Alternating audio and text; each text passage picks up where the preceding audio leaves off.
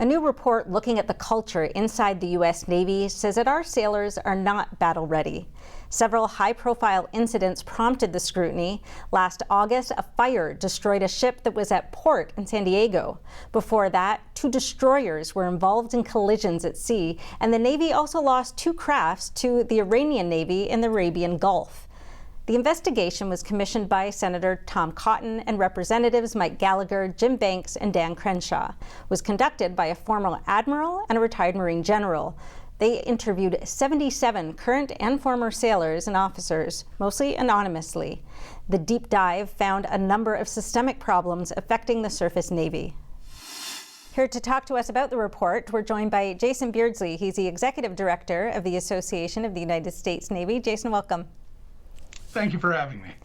So at a high level, a summary of this report is basically that the surface Navy has lost its fighting edge, I guess, that there's not enough emphasis on war fighting, or I guess war winning skills, or on things like ship maintenance, that there's this culture of micromanagement and zero tolerance for mistakes, and that the higher ups are even risk adverse, and that training gives too much priority to things like diversity, suicide prevention, sexual assault, those sorts of things, rather than to combat readiness.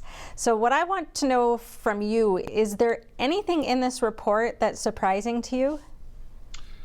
Yeah, that is a really good question, the way you framed it. Unfortunately, we've sort of seen a culmination of what this report has kind of distilled in summary over the last 10 years, and really even longer if you look at some of the changes.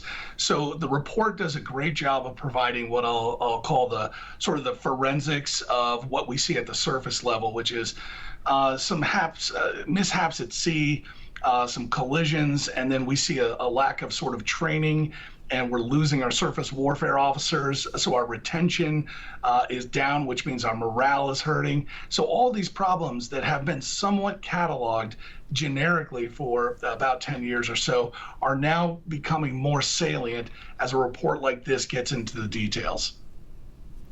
And so what to you is most important in this report that's highlighted? It's another great question. The big picture summary is that we're not at a war footing right now.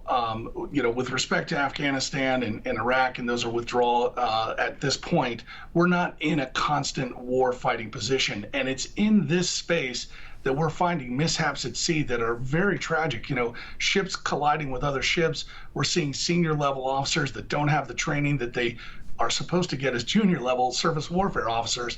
And so what's most alerting is that while we're running the Navy at the highest op tempo, and the Navy leadership has said we ought to be at about 355 ships, and our op tempo is high, we're running that op tempo for about 355 ships with about 296 ships. So without doing much math, you can figure out that the ships we have and the sailors we have in service now are being asked to extend their deployments and actually run very lean with their equipment and with their training. That's causing mistakes.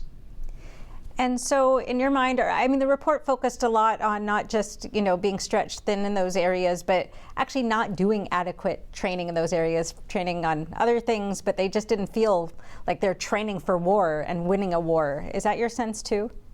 Yes, and what's good about the report is, this is congressional oversight using their authority to be able to talk to people who have anonymity, and they're not afraid to tell their experiences. So we're hearing directly from them in sort of open forums that they weren't receiving the training, that they didn't feel confident taking on new roles or roles that required much more deck time, as they say, driving the ship or learning the battle systems on board the ship. So when you're hearing that firsthand from these sailors and officers, what you can see behind that is we're having difficulty filling the billets or filling the roles and the responsibilities of what ought to be a larger Navy. So we're missing the bodies and the ships required to fulfill the mandate that Congress has given them. So really a lot of this, in spite of the fact that Congress commissioned this report, a lot of this should fall on the doorstep of Congress for how do we fix it.